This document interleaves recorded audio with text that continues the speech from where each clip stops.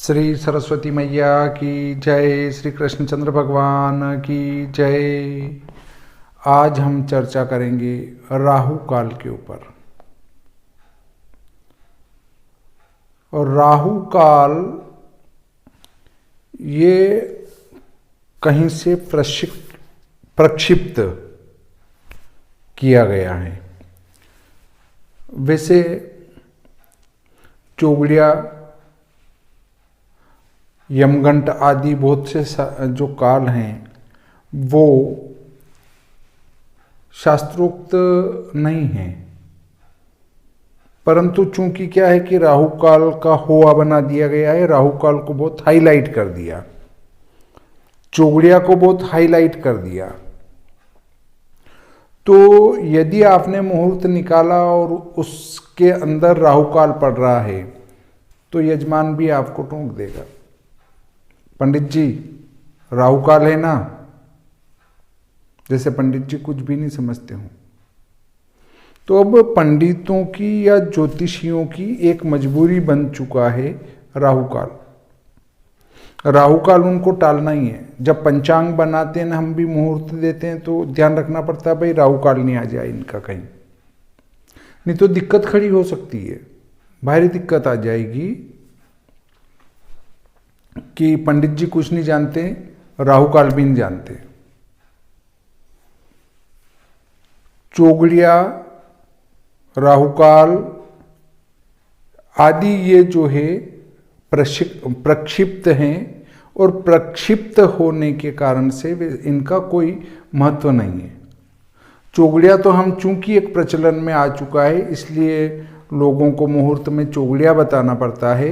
यदि उनको मुहूर्त से द्विघटिका मुहूर्त या फिर लग्न की शुद्धि देखकर अगर मुहूर्त देंगे, उस समय रोग काल का चौगड़िया है, तो वे ये कहेंगे कि पंडित जी कुछ भी नहीं जानते, रोग काल में जो मुहूर्त दे दिया। और उसी समय अगर किसी को पत्थर की लग गई छोटी मोटी तो वो कहेंगे ये काल में मुहूर्त करवा दिया हमारे। तो जो विद्वान हैं, जो कुछ जानकारी रखते हैं, वे तो लग्न शुद्धि को महत्व देते हैं कि लग्न शुद्ध है कि नहीं है। आप चौगड़िया मत देखो, लग्न शुद्ध है कि नहीं है, राहु काल है या नहीं है। राहु काल है पर उस समय क्या लग्न शुद्धि है, तो राहु काल महत्व नहीं रखता है। और राहु काल वैसे भी कोई महत्व का नहीं है, परंतु इसको बड़ा भारी हवा दे दी गई है, जैसे काल सर्प योग को दी गई है। दो बिंदु हैं, दो व्रतों के कटान बिंदु, एक राहु हैं एक केतु हैं, और ये छाया ग्रह है, वास्तव में आकाश में पिंड नहीं है। तो वे किस प्रकार से सारे ग्रहों को एक तरफ आने पर बाधित कर सकते हैं? नहीं कर सकते हैं, परंतु वो भी एक हवा बना दी गई है। ऐसे कई बड़े लोग हुए हैं, विद्वान हुए हैं, राजा हुए हैं जिनके राहु काल था पर उससे कोई फर्क नहीं पड़ा। हाँ, उसका महत्व रहता है कुछ। कैसे रहता है कि जैसे राहु और केतु के कारण ही सूर्य चंद्र का ग्रहण होता है, तो उन पर भी कुछ अध्ययन किया जाना चाहिए। ऐसा नहीं कि वो गिने ही नहीं जाए। तो ऐसे आज हम सिर्फ राहु काल पर ही चर्चा कर रहे थे। तो लग्न शुद्धि है तो वहां पर राहु काल काम नहीं करेगा, और वैसे भी राहु काल काम नहीं करेगा, पर फिर भी हाँ राहु काल काम करता है। तो मैं आपको राहु काल के संबंध में जानकारी देता हूं कि राहु काल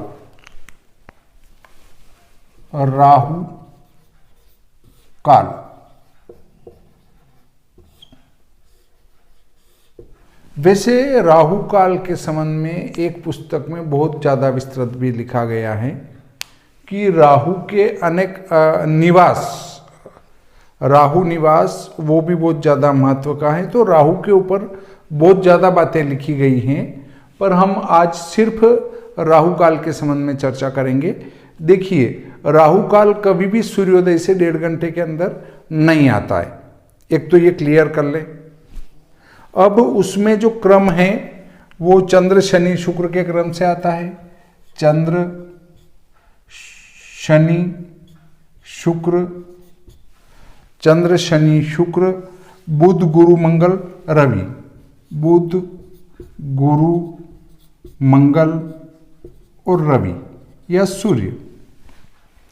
चंद्र शनि शुक्र बुध गुरु मंगल रवि, ये क्रम याद रखना है। अब पहला क्रम है तो पहले में पहला आएगा ही नहीं, मैंने बताया नहीं आपको, पहले चौगड़िए में कभी भी राहु काल नहीं आता है, तो दूसरे में आएगा, इसका दूसरा, इसका तीसरा, इसका चौथा, इसका पांचवा, इसका छठा, इसका सातवां और इसका आठवां खंड जो है वो राहु काल रहेगा।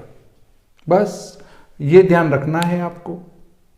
अब देखिए मैं चौगड़िए इसका राहु काल का समय कैसे निकालें इस पर बताता हूँ। हम लेते हैं श्री भादव माता पंचांग, पर यदि आप किसी स्थान विशेष का निकालना चाहते हैं और वहाँ का यदि पंचांग नहीं है तो आप विश्व सायन लग्न सारणी से अयनांश लेंगे उस दिनांक के, और किसी भी पंचांग से, चाहे वो जोधपुर का हो, चाहे वो वाराणसी का हो, चाहे वो उज्जैन का हो, दिल्ली का हो, किसी भी स्थान का हो, उस पंचांग से उस तारीख का सूर्य स्पष्ट लेंगे। सूर्य स्पष्ट प्रातः 6 बजे का होना चाहिए, 5:30 बजे का भी चल जाएगा। उसमें जो हमने विश्व सायन लग्न सारणी से अयनांश लिए थे उनको जोड़ देंगे तो सूर्य सायन हो जाएगा। सायन सूर्य के सिर्फ आगे के 2 फिगर लेना है, पहला राशि लेना है, दूसरा अंश लेना है। इन दोनों को लेकर विश्व दिनमान सारणी में उस अक्षांश की टेबल निकालेंगे, अर्थात दिनमान सारणी निकालेंगे। इधर से हम राशि लेंगे इस भाग से और यहाँ ऊपर से अंश लेंगे, इसको और इसको मिलाएंगे तो जो यहाँ मान मिलेगा घटी पल विपल में वही दिनमान होगा। दिनमान को 60 घटी में से घटा देंगे, जो अंतर आएगा वो रात्रिमान होगा। रात्रिमान में हम भाग लगा देंगे 5 का तो लोकल सूर्योदय होगा। फिर उस स्थान का स्टैंडर्ड अंतर चिन्ह के अनुसार विपरीत करेंगे, अर्थात 82-30 से हमारे रेखांश कम है स्थान के, तो वो जो स्टैंडर्ड अंतर आएगा उसको जोड़ देंगे और 82-30 से यदि ज़्यादा हैं तो स्टैंडर्ड अंतर को घटा देंगे। इसके बाद बेलांतर संस्कार नियमानुसार कर देंगे तो उस स्थान का सूर्योदय आएगा। अब जो हमारा 5 का भाग लगाने पर जो सूर्योदय आया था उसको रहने दो, आप कुछ नहीं करना है। मैं दूसरी विधि बता देता हूँ। जो हमारा दिनमान आया था उसको घंटा मिनट में बदल लेंगे। घंटा मिनट में बदलने के बाद उसमें भाग लगा देंगे 8 का, तो 1 खंड का मान आएगा। उसको बारी बारी से इस स्पष्ट स्टैंडर्ड टाइम में जोड़ते जाएंगे तो 8 खंड का मान प्राप्त हो जाएगा।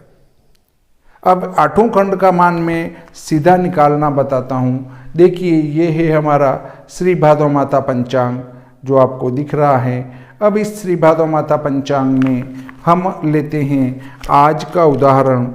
आज का उदाहरण होता है कार्तिक कृष्ण पक्ष प्रतिपदा। कार्तिक कृष्ण पक्ष प्रतिपदा रविवार, और तारीख है 1/10/2020, दिनांक है 1/10/2020। आज का जो हम सूर्योदय लेते हैं तो 6:41 है सूर्योदय, 6:41 है श्री भादव माता पंचांग से, और सूर्यास्त है आज का वो है 17:47।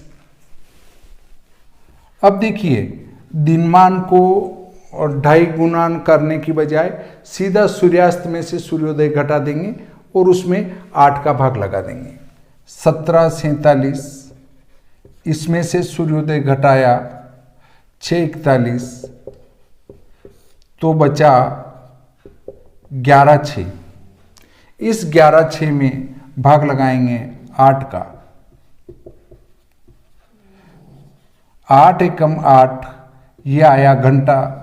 11 में से 8 गए 3, 6 18, 186, 8 दूनी 16, 8 में से 6 गए 2, 26, 8 तिया 24, 6 में से 4 गए 2, 6 दूनी 12, 120, 8 एकम 8, 8 पंजो 40, 15 8 120। ये हमारा एक खंड का मान आया। इसको एक चौगड़िए का मान भी कहेंगे। इस तरीके से हम चौगड़िए का समाप्ति काल और चौगड़िए का प्रवेश काल भी ज्ञात कर सकते हैं। अब देखिए सूर्योदय। सूर्योदय है हमारा 6:41। इसमें जोड़ेंगे 1 घंटा 23 मिनट 15 सेकंड। तो यहाँ से हमारा पहला भाग प्रारंभ होता है, यहाँ 15 4 0 8। पुनः यहाँ पर हमारा दूसरा भाग प्रारंभ हो जाता है। अब इसको पुनः जोड़ेंगे तो 30 23 और 4 27, 8 और 1 9, 1 23 15। यहाँ पर हमारा तीसरा भाग प्रारंभ हो जाता है। अब इसको पुनः जोड़ा तो 45, 7 3 10 5, 9 और 1 10। यहाँ पर हमारा चौथा भाग प्रारंभ हो जाता है। अब फिर से जोड़ा 0 4 और 5 और 2 7, 10 और 2 12। यहाँ हमारा पांचवा भाग प्रारंभ हो जाता है। अब देखिए पुनः जोड़ा 1 23 15, 15 4 3 7 3 12 और 1 13। ये छठा भाग प्रवेश हो जाता है। अब इसको पुनः जोड़ा 15 दूना 30, 7 और 3 10, 3 2 5 6, 13 और 2 15, 1 23 15। यहाँ पर हमारा सातवां भाग प्रारंभ हो जाता है। 5 4 3 2 16। यहाँ हमारा आठवां भाग प्रारंभ हो जाता है। एक इसको जोड़ेंगे वापस से 60, 3 3 6 और 1 7, 16 और 1 17। हम इसको 8 बार जोड़ेंगे तो सूर्यास्त वापस मिल जाना चाहिए। हमारा सूर्यास्त 17:47, योग भी 17:47, अर्थात हमने जोड़ घटाव में कहीं भी गलती नहीं की। ये हमारा पहला भाग है, ये हमारा दूसरा भाग है, ये हमारा तीसरा भाग है, ये हमारा चौथा भाग है, ये हमारा पांचवा भाग है, ये हमारा छठा भाग है, ये हमारा सातवां भाग है और ये हमारा आठवां भाग है। अब देखिए, वैसे तो आज रविवार है, तो रविवार में आठवां भाग आपका राहु काल का रहेगा। आठवां भाग लेते हैं तो कहाँ से चला? आठवां भाग चला यहाँ से 16:23:45 से 17:47 तक, अर्थात राहु काल शाम को 4 मोटे रूप से 24 मिनट से 5:47 तक रहा। ये स्पष्ट मान है। यदि आज सोमवार होता तो दूसरा भाग, सोमवार होता दूसरा भाग कहाँ पे रहता? सुबह 8:04 से लगाकर 9:28 तक हमारा राहु काल होता। यदि आज मंगलवार होता तो मंगलवार में कौन सा है? सातवां भाग है। तो मंगलवार में आपका दिन में 3:01 से 4:24 तक। यदि बुधवार होता तो पांचवा भाग, पांचवा भाग कौन सा है, ये यहाँ से चला यहाँ तक, मतलब 12:14 से 1:37 तक आज बुधवार होता तो राहु काल होता। यदि गुरुवार होता तो छठा कौन सा है, यहाँ से यहाँ तक, यहाँ से प्रवेश हुआ यहाँ समाप्त हुआ तो राहु काल यहाँ पे होता। कहाँ पर होता, गुरुवार के दिन छठा वाला। और शुक्रवार होता तो चौथा भाग कहाँ पड़ता है, यहाँ से चल के यहाँ समाप्त होता है 10:51 से 12:14 तक। अब अगर शुक्रवार की बजाय शनिवार होता तो तीसरा भाग मतलब 9:27 से 10:50-45 तक। इस प्रकार देखिए आप भी किसी भी दिन का राहु काल निकाल सकते हैं। इसके लिए विश्व सायन लग्न सारणी और विश्व दिनमान सारणी की सहायता से आप किसी भी स्थान का सूक्ष्म और शुद्ध राहु काल निकाल सकते हैं इस विधि से।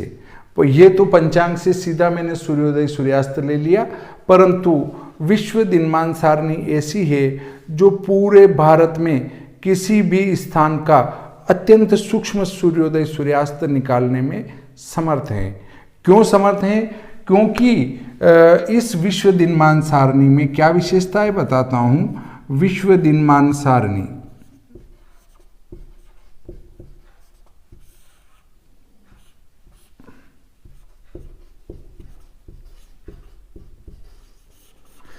इसमें जो हमारी दिनमान सारणी दी गई है वो कैसे दी गई है, जैसे माना भारत का अक्षांश है 8 अक्षांश से लगाकर 36 अक्षांश। भारत 8 से 36 अक्षांश के बीच में बसा है।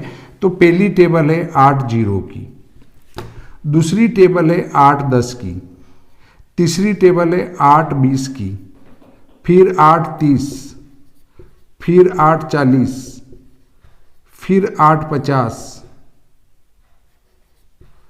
और फिर 9, फिर 9-10। तो अब देखिए 10-10 कला के अंतर पर अगर दिनमान सारनियां दी गई हैं तो वो कितनी शुद्ध और परिणाम देगी।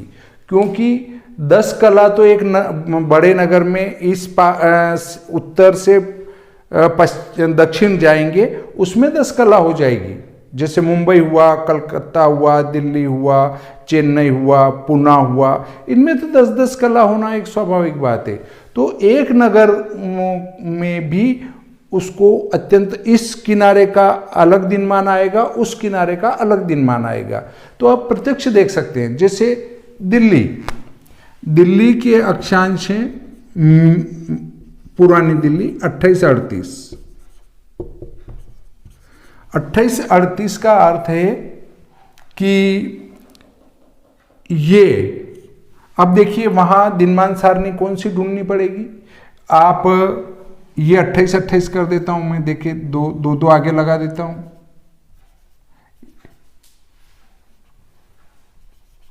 तो हमारी सारणी हो जाएगी 28-38, इससे ज्यादा है, इससे कम है। तो अब देखिए इन दोनों में यहां 8 का चक्कर पड़ रहा है कि ये 38 है, मान लो पूरा 38 ही लिख के बताता हूं। तो आप देखेंगी 38 30 से ज्यादा दूर है और 40 के नजदीक है। इससे हम 28-40 की टेबल से दिल्ली में ये प्रक्रिया कर सकते हैं। तो कितनी 2 कला के अंतर भी ये टेबल मिल रही है आपको और अत्यंत सूक्ष्म परिणाम देगी। क्यों देगी? क्योंकि वो बहुत ही उसके नजदीक है और नजदीक होने से सूक्ष्म परिणाम देनी है। और चूंकि ये टेबलें कभी भी नहीं बदलेगी, आप कहेंगे बदल जाएगी, इसलिए नहीं बदलेगी क्योंकि ये सायन बनाई गई है और सायन वाली टेबल में अंतर नहीं आता है। आप देखेंगे कि 50 साल पुराना भी दिनमान निकालेंगे तो निकल जाएगा। अब आप कहेंगे कि फिर उसी वही सूर्य स्पष्ट है तो क्या बदलेगा? नहीं, तो बदलेगा। कैसे बदलेगा? आप देखेंगे कि 100 साल पहले मकर संक्रांति 13 तारीख को आती थी, 50 साल पहले 14 तारीख को आने लग गई और अब 50 अब भी 14 और 15 में दोलन कर रही है, और 25 से 1 साल बाद स्पष्ट 15 तारीख में मकर संक्रांति आने लग जाएगी। तो इस प्रकार 72 वर्षों में 1 मिनट का अंतर आ जाता है लगभग सूर्योदय सूर्यास्त में। बाकी तो 1 आध मिनट, जैसे आपकी फरवरी 29 की आई तो वो 1 मिनट पीछे खिसक जाएगा, फिर धीरे धीरे आगे बढ़ता बढ़ता आगे बढ़ जाएगा। तो इस प्रकार सूर्योदय 1 मिनट आगे पीछे होता रहता है। पर जब वो स्पष्ट रूप से संक्रांति ही बदल जाएगी तो सूर्योदय भी बदल जाएगा, पर इस टेबल में कोई अंतर नहीं आएगा। टेबल से तो आप मान ऊपर नीचे से ले लेंगे। तो इस प्रकार ये अत्यंत सूक्ष्म मान देगी, और उसके लिए सहायक सारणी विश्व सायन लग्न सारणी की भी आवश्यकता लगेगी, क्योंकि अयनांश उससे लेने पड़ेंगे। अब अयनांश आप चाहें कि हम निकाल सकते हैं, परंतु धुनन संस्कार हाथ से किया जाना और कालांतर संस्कार। अब देखिए अयनांश की स्थिति बताता हूं मैं आपको। पहले तो निकलेगा मध्यम अयनांश, मध्यम अयनांश, फिर उसके बाद निकलेगा आपका कालांतर संस्कार, कालांतर संस्कार, फिर उसके बाद धुनन संस्कार, धुनन संस्कार। इतना काम होने के बाद आपके स्पष्ट अयनांश प्राप्त होंगे। अब धुनन संस्कार के कारण भी लगभग 17 विकला धन ऋण संस्कार होता है, और 17 विकला का अर्थ है 1 महीना में 4 विकला अयनांश चलता है, तो लगभग 4 महीने का अंतर, और 17 प्लस और 17 माइनस 34 विकला। 34 विकला का अर्थ है 4 निम 36, लगभग 9 महीने का अंतर आ जाता है। तो ये अयनांश आपको अच्छी प्रकार से और सुव्यवस्थित निकालना आना चाहिए। अब आप कहेंगे साहब हम तो ग्रह लाघव के आधार पे चलते हैं, तो आप अयनांश ग्रह लाघव के जोड़ेंगे सूर्य स्पष्ट में, तो सूर्योदय सूर्यास्त भी ग्रह लाघव भी प्राप्त हो जाएंगे। अगर आप सूर्य सिद्धांत का उपयोग करते हैं, सूर्य सिद्धांती पंचांग से निकालेंगे अयनांश, तो भी आप इस दिनमान सारणी का उपयोग कर सकते हैं। अगर आप मकरंदी अयनांश का उपयोग करते हैं तो उससे भी निकाल सकते हैं। अयनांश जिस पद्धति का लेंगे, सूर्य स्पष्ट जो लेंगे, उस हिसाब से आपको सूर्योदय की प्राप्ति हो जाएगी। तो इस प्रकार से आज का ये प्रकरण अपन संपूर्ण करते हैं। मैं ये सोचता हूँ कि शायद ये प्रकरण आपको अच्छी प्रकार से समझ में आया होगा, और राहु काल को ज़्यादा महत्व देने की कहीं से कहीं तक कोई आवश्यकता मुझे प्रतीत नहीं होती है। अतः आप राहु को लेकर बिल्कुल भी ना घबराएं कि राहु काल आ गया, इसमें शुभ काम नहीं करें, कोई दिक्कत नहीं है, करना चाहिए। राहु काल कहीं शास्त्रीय दृष्टि से उपयुक्त नहीं है। हमारी मुहूर्त चिंतामणि, मुहूर्त मार्तंड, मुहूर्त गणपति आदि में इस राहु काल का कहीं से कहीं तक कोई विधान मेरे देखने में नहीं आया है। यदि आपको कहीं देखने में आया हो तो उस पुस्तक को मुझे भी बताने का कष्ट करें कि हाँ, इस पुस्तक में इस पुराने जो प्राचीन पुस्तकें हैं और उससे अवश्य ही हम मान सकते हैं कि वास्तव में ये उन ग्रंथों में लिखा गया है। ऐसे ही कुछ व्यक्ति कुछ भी फेंक देते हैं। मेरे एक बात और सुनने में आई कि 1000 पुरानी पुस्तक से मुहूर्त निकाला। अब सोचिए 1000 वर्ष पुरानी, अब वर्तमान में कोई भी पुस्तक उपलब्ध नहीं है। कोई कहते साहब हमारे पास फोटोकॉपी है, तो वो सारी बातें गलत है। 1000 वर्ष पहले कोई भी पुस्तक प्रकाशित नहीं हुई थी, क्योंकि ताड़पत्रों पे लिखा करते थे, और वो ताड़पत्रों पे लिखी गई पुस्तक उपलब्ध नहीं हो सकती हैं। तो इस प्रकार से बिना हाथ पैर वाली बातें फेंकने की बजाय जो वास्तविकता है उसको ही जनता को बताएं, ताकि ज्योतिष भी बदनाम न हो। और यदि व्यर्थ की बातें फेंकेंगे तो लोगों का ज्योतिष पर से विश्वास उठ जाएगा, और एक समय जहां ज्योतिषी कोई कहेगा कि मैं ज्योतिष देखता हूं, जनपत्रिका देखता हूं, तो उसको लोग घर से भगाने की कोशिश